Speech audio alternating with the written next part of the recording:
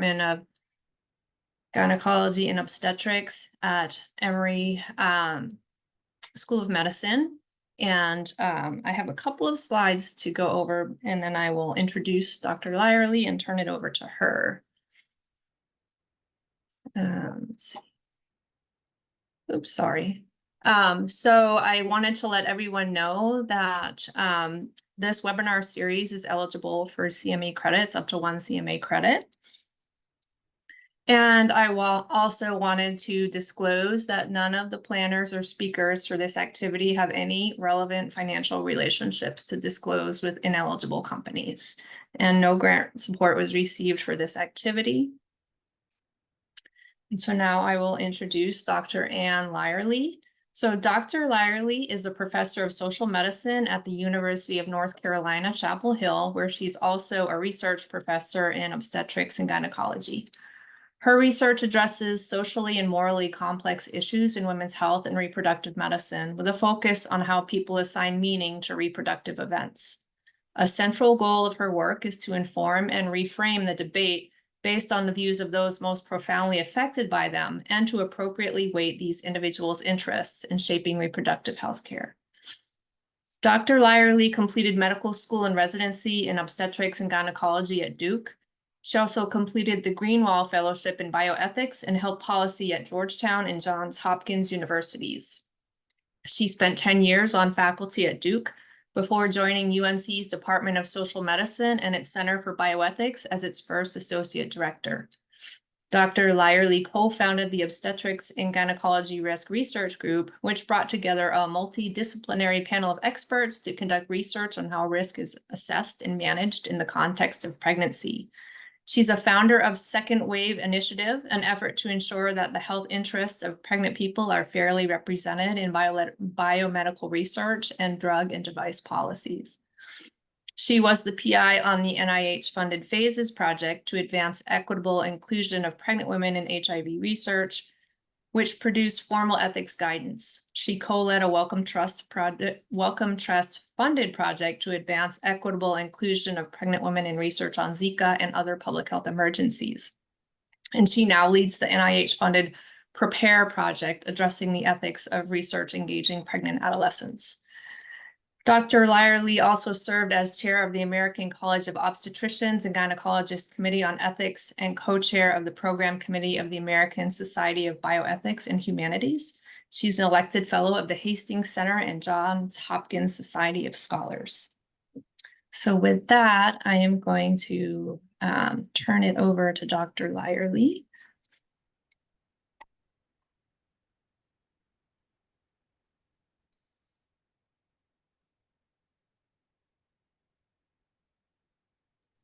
You're on mute, Dr. Lyerly.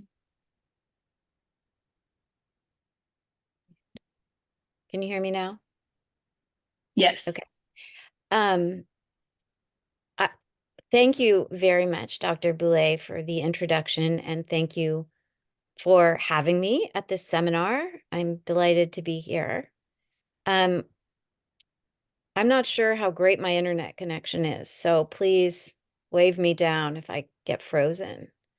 I had mentioned to Dr. Boulay that my children have a teacher work day today, and so I'm kind of in a corner of the house that I'm not usually doing presentations from. So my apologies in advance. Thank you all for joining. I'm delighted to talk today about ethics and research in pregnancy. It's a topic very near and dear to my heart and something I've been working on for well over a decade. So I'm going to move this forward. So as Dr. Boulay noted, I have been involved in a number of initiatives that have been focused on making more robust the fairly poor evidence base for therapeutics in pregnancy, both how to treat illness that co-occurs with pregnancy or predates pregnancy, and pregnancy-specific illness. So some people have called pregnant people therapeutic orphans.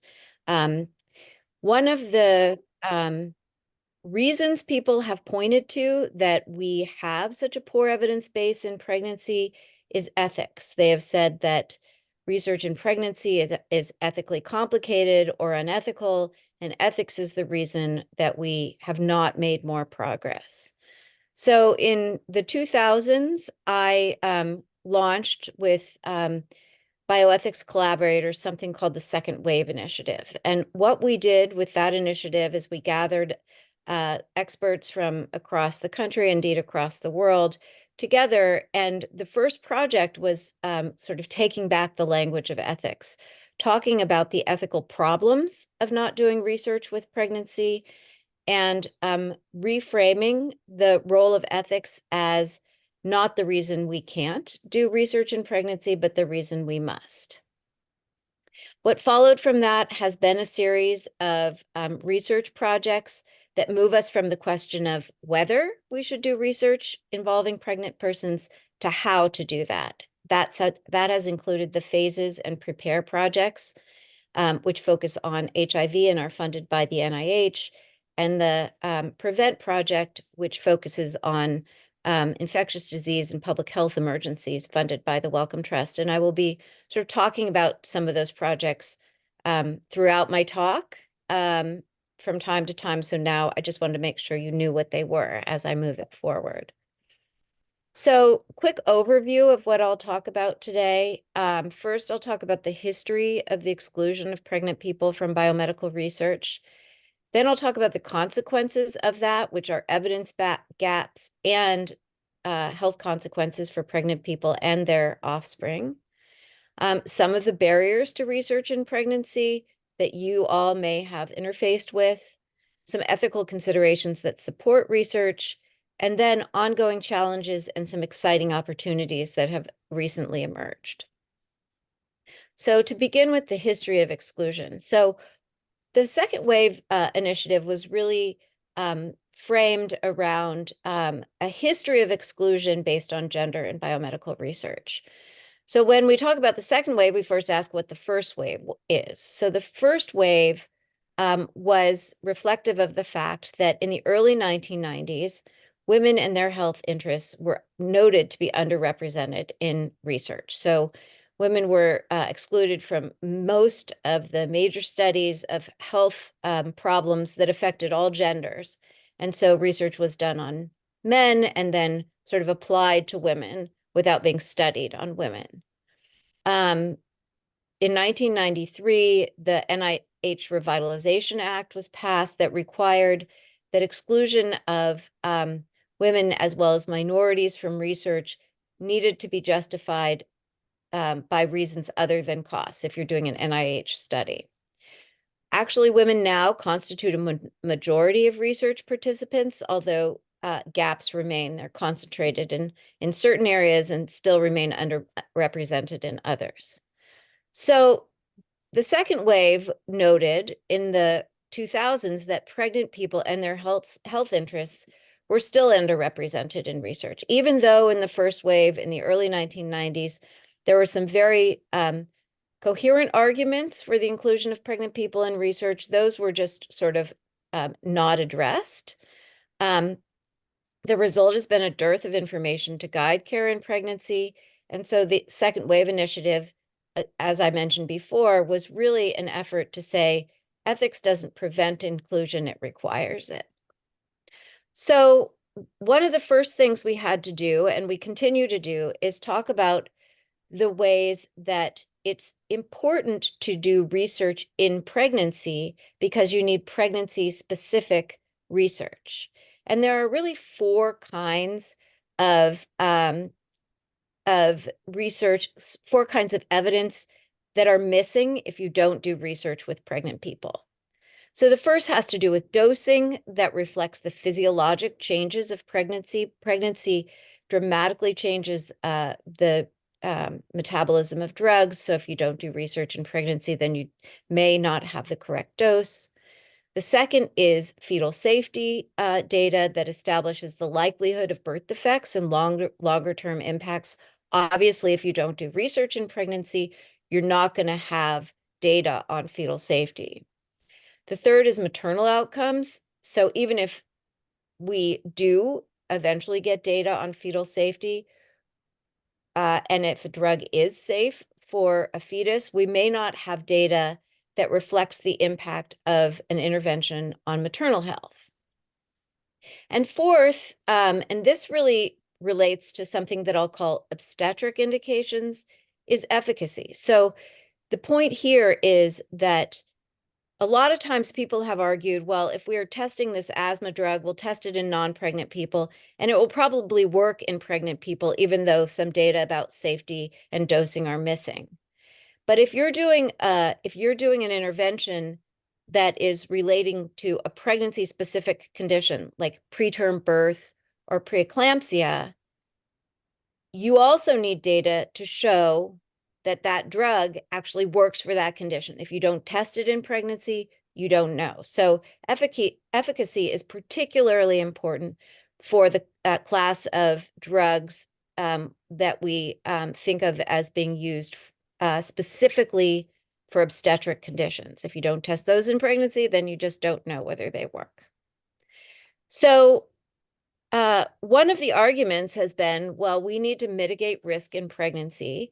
So we need to mitigate risk in research. And one of the ways that we mitigate risk in research is we exclude pregnant people from biomedical research so that the fetus doesn't get harmed by an experimental drug, so the pregnant person doesn't get harmed. The problem with that is that if you do not do research in pregnancy, the risk doesn't disappear, but it shifts. It shifts to the clinical context where it expands. So more pregnant people are exposed to drugs, more fetuses are exposed to drugs without the data we need to make a decision about whether that exposure was justified. So what kind of harms come up from risk shifting? There are many, but I'm going to talk about 5 in particular. I used to start with 3, but there's really 5 relevant kinds of harms. So trying to figure out how to put, okay, there we go. The first is the potential for ineffective treatment. So like I mentioned before, pregnant bodies are different. They have physiologic changes, including major cardiovascular changes, gastrointestinal changes, renal changes, and enzymatic changes that can dramatically affect how the body interacts with drugs or the pharmacokinetics. Because of that, the normal adult dose of a drug may be inappropriate for a pregnant person. It might be too low, leaving that person exposed to untreated disease and the fetus exposed to untreated disease, or too high and leading to excess toxicity. So we risk ineffective treatment, and in fact, there are many, many examples of that. One of them is the drug cobicistat. This is sort of a recent example from the PHASES project. Cobicistat, as many of you may know, is an HIV booster drug. It was approved in 2012 and used in pregnancy, and the idea is you partner it with a antiretroviral, and it boosts the activity of that antiretroviral.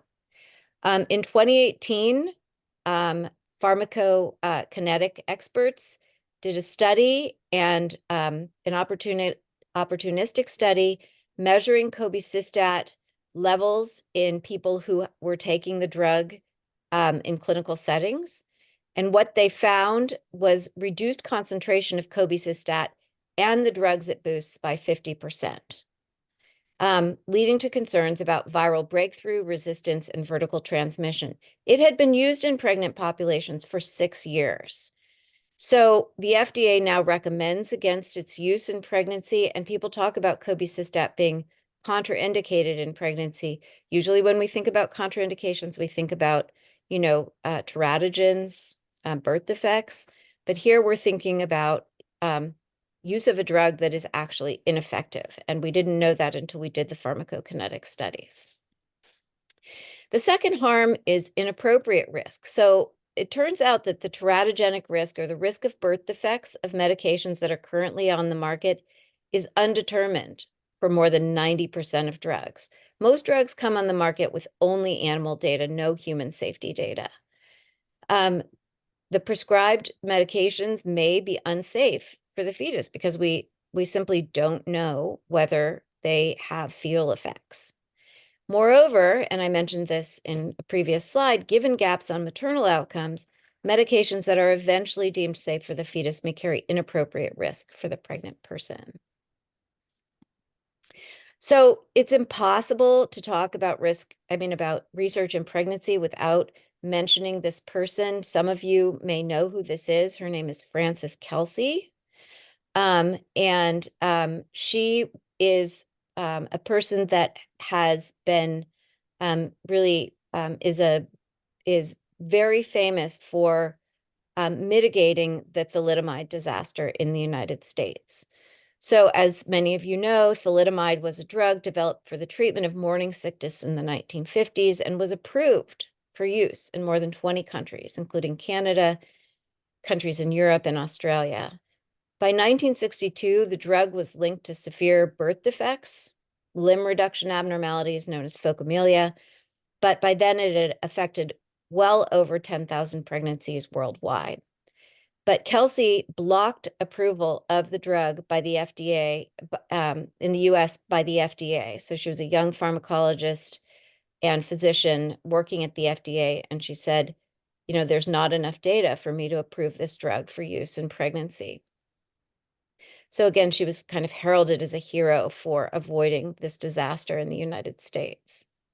We have always, colleagues and I have wondered at the fact that while the thalidomide disaster had a huge impact on the way drugs were, drug development was overseen in the United States and made drugs much safer for the general population, it actually led to the underrepresentation of pregnant people in research, which seems like a paradoxical response. Miranda Wagner, who's a sociologist, and I wrote a paper on this.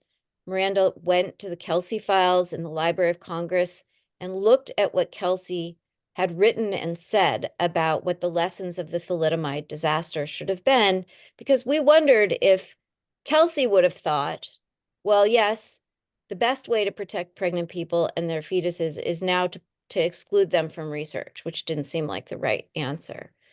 But Kelsey noted, in fact, that the thalidomide disaster was due to inadequate research in pregnancy, and that the effects of thalidomide should have been recognized in a well-controlled clinical study involving comparatively few patients in pregnancy. Thalidomide, by the way, is a very strong teratogen, so it wouldn't have taken very many cases to discern that. Can you still hear me, Cherie? Yeah? Yeah, I can still hear you. Okay. Secondly, she noted in her speeches and writings that the conduct of clinical trials in pregnant women present special problems, but are necessary to assure the safe and effective drugs will be available for their use. So the point is that thalidomide is also often pointed to as the reason that we don't do research in pregnancy. But the heroine of the thalidomide disaster, the person who kept it from happening in the United States, had a very different message, and she said research in pregnancy is necessary. So the third harm is something we call reticence. So even though we think a lot about the risks of drugs, most drugs when we get the data, they turn out to be safe. Strong teratogens in the United States are strong teratogens in the world are very rare, especially when we think about drugs. So nevertheless, fetal safety concerns make policymakers and doctors reticent to recommend and women reticent to use medications and vaccines. The failure to treat may harm both the pregnant person and the fetus, and the harms of undertreatment may outweigh the risks of medication use. There are many examples of this.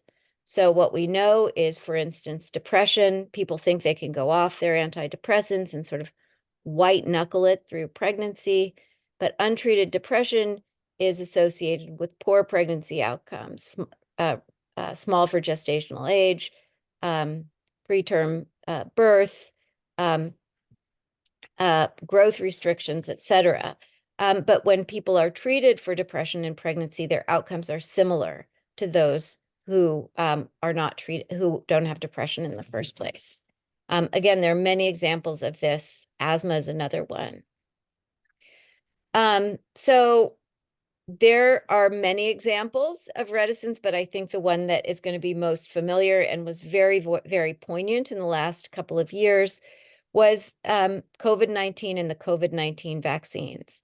So pregnant persons were excluded from the COVID-19 vaccine trials, even though, and I'll note that there was a lot of writing and even public facing advice around the fact that we needed to include pregnant people in COVID-19 vaccine trials.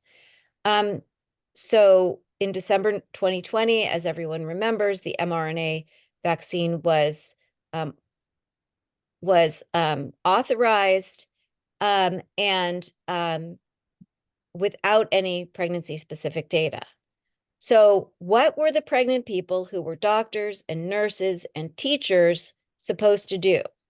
Were they supposed to get vaccinated, or were they not supposed to get vaccinated? Or were they supposed to stay home even though they were called to work mid-pandemic, right? So what did the CDC say? The CDC said vaccines are unlikely to pose a specific risk to people who are pregnant, and vaccination is a personal choice for them. The WHO took a more, I guess, conservative stance and said, don't use the vaccine in pregnant women unless benefit outweighs potential vaccine risks. Well, it hadn't been tested and there were known or theoretical risks of the vaccine, except for mild fevers that could be treated with antipyretics. So that was a hard balancing. So personal choice, don't use unless benefits outweigh risks. And then the American College of OBGYN and the Society for Maternal Fetal Medicine said something different. And they said that authorized vaccines should not be withheld from pregnant women who choose to receive them, because presciently they noted that some people, given the other kinds of recommendations in the absence of data, wouldn't even let pregnant people get vaccinated. I mean, I heard about this from pregnant people who were doctors who couldn't get their vaccines. ACOG and SMFM said, don't do that. Responding to some public backlash, including from me, the WHO revised their recommendations and said that pregnant women at high risk of exposure or who have comorbidities may be vaccinated in consultation with their healthcare provider. So you can see here, they said they didn't change their position, but they changed their words, and it sure sounds different. So what happened, right? So maybe those were the best that those organizations could do at the moment. But what it said to the pregnant populations was, we don't know, so don't. So what we found out is that in September of 2021, there were terrible vaccination rates in pregnant people who were also considered a high-risk population. In fact, in Black gravidas, the vaccination rate was 16%. 16% of Black women who were pregnant had been vaccinated. Latinas, 27%. Overall, 31%. In response to this, the CDC issued something called a health advisory. I guess it's a very rare advisory, and they finally strongly recommended the use of the vaccine in pregnancy. The vaccinations rates slowly crept up, in part due to the fact that people who had been vaccinated when they weren't pregnant were now becoming pregnant, but also there were some people who received the vaccine in pregnancy. So the absence of data leads people not to get an intervention, even if they would very, very likely benefit from it. It also led to disparities in global health guidance. So what we found was that the evidence gaps seem to have the biggest impact on vaccine policy in countries that were least developed. So we saw that, and in this very nice paper by a group out of Hopkins, we see that the more privileged countries, if you will, recommended the vaccine with because they felt that the benefits outweighed the risks. But in other countries, the absence of data was seen as a reason not to recommend. And then as we gathered data from exposures during pregnancy, policies shifted in these countries towards more recommendatory recommendations. So one more harm that I want to talk about, I did say I was going to talk about 5, but the fourth one kind of relates to reticence. So there is sort of a different side to reticence, which is false hope. So sometimes the lack of data, as we've seen, leads people not to use a drug or a vaccine or whatever. But sometimes the lack of data pushes in the opposite direction. And the place where we see this most is around birth. So around pregnancy-specific conditions and around birth. So interventions around birth have been routinized, expected, and sometimes forced, right? We're more worried about that these days than we have been.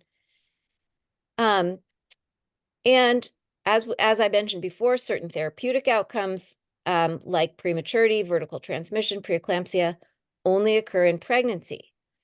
So it turns out that only 9 drugs have ever been approved for these kinds of obstetrical indications. So you don't need FDA approval for use in pregnancy for non-obstetrical indications, like an asthma drug is not used off-label in a pregnant person. But if you're using an intervention, a drug to treat preterm birth or preeclampsia, those drugs are used off-label unless the FDA has approved them for use in pregnancy for that indication. And it turns out that's only happened 9 times in history, and 2 of those drugs have been removed. For instance, there are no approved treatments for many common conditions like preterm birth, which affects, a huge percentage of the pregnant population, which means that current treatments that we use, sometimes force, may be ineffective. A poignant example of that was Makena, which was a progesterone that we used for prevention of preterm birth among high-risk people. And it was withdrawn from the market after a study was finally done and did not show that there was any effect. Okay, so I know this is kind of an about face. So I want to just talk about this a little bit more because it seems at first glance a little confusing. Sometimes the lack of data leads you not to use a drug. Sometimes the lack of data leads you to use a drug. But work I did in the 2000s, I think, helps explain this a bit. Our group that was called the OBGYN Risk Research Group talked about something called the Janus face of risk in pregnancy.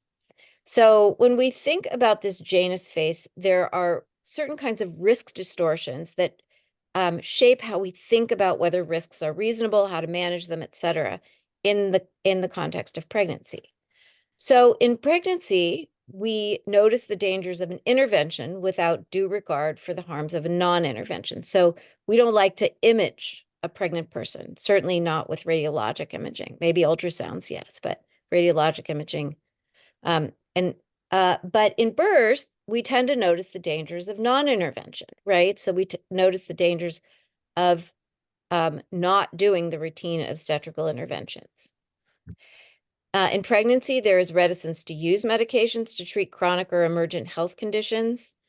But in birth, there's persistent use of interventions like external fetal monitoring or progesterone for preterm birth, even if they are unproven or harmful. In pregnancy, we see a better safe than sorry kind of attitude, this precautionary principle. If you cannot do it, don't. In birth, we say, let's do this, let's monitor, let's intervene just in case. In pregnancy, we see a theme, and I think these, our group sort of attached these to cultural themes. In pregnancy, it was the theme of purity of the pregnant body. The pregnant body is a pure vessel that shouldn't be traversed. And in birth, which is a liminal space, there's a long anthropologic and sociologic history of research that establishes that in these liminal in-between spaces, we grasp for control. But the point here is the absence of data reinforces both of these risk distortions, right? To the detriment of pregnant people and their babies. So to summarize, without adequate evidence, pregnant persons may be given drugs at the wrong dose. They may be given drugs with unacceptable risk. They may be denied access to beneficial drugs, or they may receive ineffective obstetrical interventions. So there's one more harm I want to talk about, and then we'll move on to sort of some solutions. So some clinical trials offer the prospect of direct benefit. So that the fifth harm is exclusion from beneficial trials. This is particularly true in some of the areas that I've worked, such as HIV.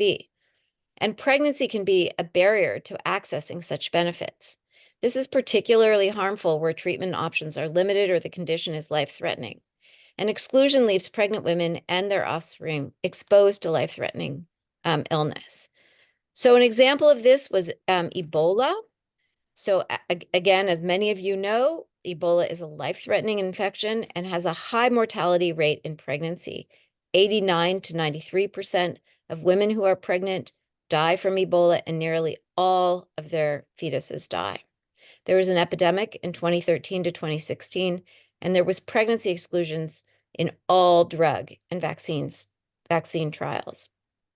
In response, bioethicists and researchers noted that pregnant women had been protected to death, which I think is a very poignant way to talk about our risk distortions in action. So there are many, many barriers. Of course, ethical challenges have been, offered as one of the barriers, but our group has identified a number of barriers, some of which are ethical and some of which are not. They include myths and misconceptions about what is ethical and what's not, what is legal and what's not. Justificatory asymmetry, which is the fact that you need to justify inclusion of pregnant people from research, but you don't need to justify their exclusion. Legal and logistical challenges like trial insurance, which was a big problem in the Ebola epidemic. Lack of training and experience. Protectionism, so sort of this notion that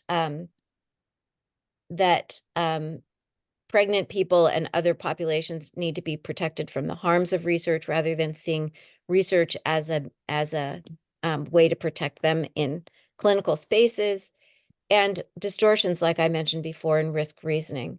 Also, there are numerous problems in the drug development and approval pathway that have disincentivized or just not incentivized research. So in response to sort of noting the harms of our evidence gaps, there has been really a resurgence or a surgence in attention to this problem, and a number of national and international groups have talked about the importance of doing research. The FDA in 2018 issued draft guidance for industry and made ethics a central piece of that. They said that filling the knowledge gaps regarding safe and effective use of drugs is a critical public health need, but one that raises complex issues. A task force was established to advise the Department of Health and Human Services on this issue, and they noted that a cultural shift is necessary to emphasize the importance and public health significance of building a knowledge base for pregnant and lactating women, and that such research needed to be facilitated and greatly augmented. So our group identified three, actually some cultural shifts that are occurring right now. So it's not that a cultural shift needs to be conjured, it's happening. So there have been three such shifts that have given me hope. The first is shifting the designation of pregnant people from being a vulnerable population to being a complex population. So through my early days in bioethics, what I understood was that pregnant people were grouped alongside children, prisoners, and individuals with intellectual disabilities, as a vulnerable population. That was how they were categorized in the common rule that governs research in the United States. But they're not like those populations. There's nothing about pregnancy that makes you unable to make decisions for yourself, that reduces your autonomy necessarily. Maybe the law does these days, but um, but as such, there isn't anything that relates to circumstance or cognitive capacity about pregnancy that makes you vulnerable. So it was both sort of offensive and incorrect, and it also had a chilling effect on research. So in 2018, the pregnant people were removed from that list of individuals considered vulnerable in the common rule, and ACOG and other organizations emphasize they should be designated as a complex population. The second is the idea is moving away from this protectionist stance. So the idea, post thalidomide was that pregnant people needed to be protected from the risks that we know happen in research. But we also know that risks happen in clinical settings, especially if you don't have data to inform care. So the idea has been to move from the idea of protection from research to the idea of protection through research. And then third is this has to do with the justificatory asymmetry, like when you have to justify excluding or including people from research. Still up to this point, oftentimes people don't justify excluding pregnant people from research and think it's just sort of part of the ethics. Like, okay, here's how we're excluding pregnancy in our study. So we have emphasized a move toward fair inclusion. When is it okay to exclude them? When should they be included? When should they be included in a particular study? When should another study be done to make sure that we have the data that are appropriate for the use in clinical populations who are going to be using the drugs? These conceptual shifts support 3 ethical foundations of research with pregnant people. And you will note that these ethical foundations also support research with other populations. The first is protection from intervention-related risks. So the animating mission of biomedical research is to test interventions with uncertain risk in highly controlled settings, so that when those interventions are used in the population, they know that they're appropriately protected from risk. So pregnant people have not enjoyed that protection that other populations have enjoyed. The second is access. So as we discussed before, sometimes if there aren't data specific to pregnancy, COVID vaccine is an example, pregnant people may be denied access to something that they would definitely benefit from. And the third is respect. So respect for pregnant person's own health. So a lot of times pregnant people are excluded from research that they would benefit in because of worries about impact on the fetus. But, and even when pregnant people are included, oftentimes outcomes are focused on fetal health. So respecting pregnant people as ends in themselves is also necessary. So not to treat them as vessels and vectors, but as ends in themselves. The phases guidance was built on those 3 ethical foundations. This was a guidance that we developed as part of the phases project. We convened a 26-member international interdisciplinary working group. We did a bunch of qualitative research. We did workshops. We did consultations. And we eventually developed a guidance that was concrete and immediately actionable for inclusion of pregnant people in HIV and co-infections research. I'm not going to go over that guidance right now, but what I will say is that although it is HIV specific, a lot of what's in there can be applied to other populations, and we've been thinking about and articulating ways that it can, including the ethical framework that I offered before. So if you need a resource, we have it up on our website and you can download it, and it's useful, or it may be useful. Of course, even with this guidance, there are some remaining ethical complexities. See how we are going for time. Yeah. And I'm going to just talk about 3 of them that have been sort of recent and prominent. The first has to do with timing and the ethics of post-approval RCTs. The second is something I'll call misfearing and the ethics of earlier inclusion. And the third is communication and the ethics of publishing negative findings. So timing. So there's a lot of debate about whether pregnancy studies should be done before a drug is approved or whether we should do all those pre-approval studies in non-pregnant populations and then we can get the data later in pregnancy. So the obvious problem with that is that people don't do studies post-approval. The incentive is gone, right? But there are other sort of, if we got to a point where we agreed that those studies are needed to be done, there's still some challenges associated with them. So pre-approval has advantages, right? It avoids like real advantages. It avoids uncertainty, fear, and gaps filled by disinformation, like we saw in the COVID situation. It avoids broad exposures to the harms of unsafe drugs or exposure to disease, and it may facilitate access to beneficial treatment, all the things that I've been talking about. But post-approval has its benefits as well. So why would you study something post-approval? It avoids exposure to an investigational drug, which drug companies would like, and some researchers would like. Maybe it mitigates liability concerns, but it's not clear that it does. That's a topic for another day, and the national academies are coming out with a report about that. So stay tuned. And it's financially advantageous for drug companies. But studies are far less likely to be done, leading to evidence gaps. So nevertheless, some people tried to do post-approval studies and ran into an ethical problem with doing post-approval studies. And I'm going to explain this to you and happy to talk about it. So in February 2021, Pfizer tried to do the right thing. They commenced a randomized controlled trial to evaluate the COVID vaccine in pregnancy. Okay, remember this is a couple years after the initial evaluation.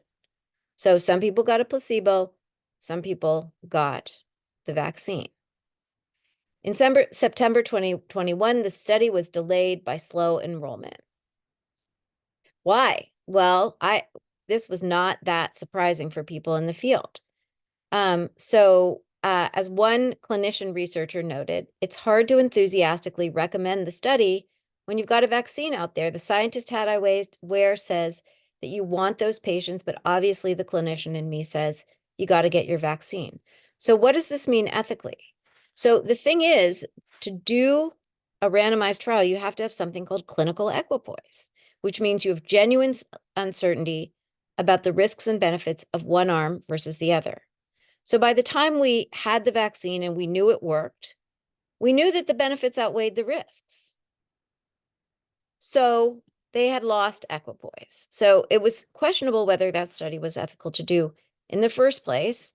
And really, pre-approval study would have been the time when it was more ethical to do. The other thing is that there are benefits to doing a pre-approval study. So one of the reasons people say we wouldn't do a pre-approval study is because people wouldn't sign up for it. They don't want to use an experimental drug or vaccine. But we've done some studies with pregnant people and their views about research. And what we found is that they do want to participate in studies. So this was a study we did around a study of swine flu vaccines in pregnancy when there was the swine flu epidemic. And you may remember the first person who died from that study was a pregnant person. So when they launched a study at Duke, which is where I was when I did this study, it took them like 2 days to accrue everybody they needed for the study. People were knocking down the doors to get the vaccine. And we interviewed those people. And there were 3 reasons that they were knocking down the door. One was access. I was very excited to be able to participate because at that point in time, the vaccine wasn't widely available. So this was a person who wanted to get the vaccine early and she got it through the vaccine, right? So there are direct benefits of a study. Safety. This is such an interesting finding. Sometimes I talk about it in by itself, which is that some of our participants felt safer getting a vaccine in a research context than they would have had getting the vaccine out of the research context.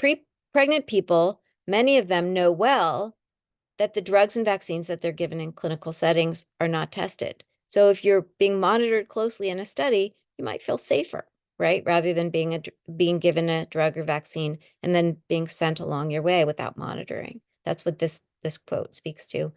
And then, as we always hear in studies about why people participate in research, pregnant people are not immune to the motivation of altruism. So it may not be as strong in pregnancy, wanting to do things for other people. But, we did hear it. I believe in someone being willing to take on a small risk because it benefits the population. So pregnant people feel this way too. So a second challenge are risk distortions. And I talked about those a little bit before when we were talking about the Janus phase of pregnancy. But risk distortions come up because we're not very good at managing risk, and we fear some risks that we shouldn't, and we don't fear some risks that we should. There was a legal scholar named Cass Sunstein who called this misfearing. He noted human beings are prone to misfearing. Sometimes they are fearful in the absence of significant danger, and sometimes they neglect serious risks. So an example of this is the quixotic quest to eliminate fetal risk without due regard for the health interests of women or the ways that maternal and fetal interests are intertwined. So these are very, very powerful distortions that need to be explicitly discussed if we are going to be able to do research in pregnancy. So misfearing has been very prominent in vaccine research. So one of the kinds of risks that we misfear is unlikely risk. So risks of, for instance, the COVID vaccine were very unlikely. So COVID vaccines lacked theoretical risk, they lacked animal risk in animal studies, and they also lacked human risk that would preclude a study in pregnancy. Besides fevers, they didn't have any outcomes that would have been very, very dangerous in pregnancy. And yet pregnancy was an exclusion criteria. The other place that we misfear is in something called theoretical risk. So as all the OBs on the call know, people are very uncomfortable with using replicating vaccines in pregnancy. Pregnant people are excluded from trials of replicating vaccines, and replicating vaccines tend to be contraindicated in pregnancy. But that tends to have some pretty significant consequences. So it has led in the rubella pandemic to delayed pandemic control, abortion of exposed pregnancies, and constrained access to life-saving treatment as in Ebola. And some of you may be interested to know, there's never been a case of congenital rubella from a vaccine, even though we get very, very worried about it and there is a history of people terminating pregnancies because of exposure. So the lack of data leads us to do things that may not be in the best interests of what we'd like of the patient. And then last challenge is communication. So a colleague of mine named Michelle Mello tweeted this, and I just love this tweet. She's a very kind of even-keeled legal scholar, and she cited an article in JAMA that she called her nomination for badly titled Article of the Year, Association of COVID-19 Vaccination and Pregnancy with Adverse Peripartum Outcomes. So immediately you think, wow, the COVID vaccine is associated with adverse peripartum outcomes, right? What were the findings? The vaccination was not significantly associated with increased risk of postpartum hemorrhage, chorioamnionitis, cesarean delivery, admission to neonatal intensive care, low newborn 5-minute APGAR score. No association. Apparently, this is a way that the journal reports findings, but in the context of Miss Fearing, this can be very, very misleading. So I'm going to leave you with a little bit of hope and then open this up for discussion. So there are things that we can do despite these challenges, and as we move forward. And one of the places where I have seen some very exciting movement is in prospective research on incident pregnancies. So somebody falls pregnant on your study, right? It always happens. It happens more in certain populations than others, usually considered an adverse event.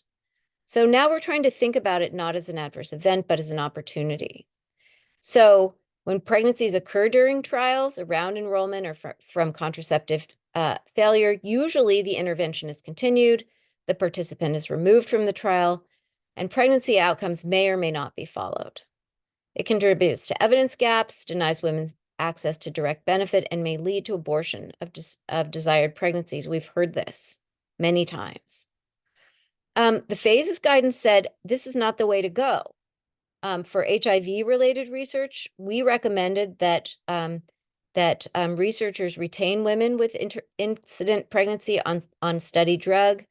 All protocol designs of HIV co-infection drugs for which adequate preclinical data are available should allow those who become pregnant while on protocol the opportunity to remain on the study drug as long as their participation carries a favorable risk-benefit ratio. Retention should include a robust counseling process to cover or review issues not explicitly attended to or addressed. So you can consent to continue on the study and not with the drug. You can consent to continue on the study with the drug. We feel that this was both in the best interests of the participants and in the best interests of the population writ large. This is actually happening. So this is very exciting. There's a study called Purpose One, and it's of a prevention modality in pregnancy. On that study, participants, number one, may choose whether or not to use contraception. And number two, participants who become pregnant on the study will be able to continue study after reconsent. So that is a major paradigm shift that is underway, and stay tuned for that. Okay, so conclusions. There's broad recognition that research in pregnancy is an ethical imperative. Pregnant people deserve protection, access, and respect. COVID-19 and some of the other situations I've mentioned revealed enduring challenges, a tension between the window of the opportunity to study and aversion to uncertainty, inappropriate weighting of risks and benefits and risk distortions, and accurate context-specific communication of research findings. Given the challenges, additional approaches to informing care, like incident pregnancy studies and more robust pharmacovigilance, which I didn't really talk about, but we can talk about later, are needed. So, and I'll just end with sort of the mantra that I think has become a very widespread one: protect pregnant persons through research, not from it. I'm going to end with this picture of Frances Kelsey, who would be a champion for research in pregnancy.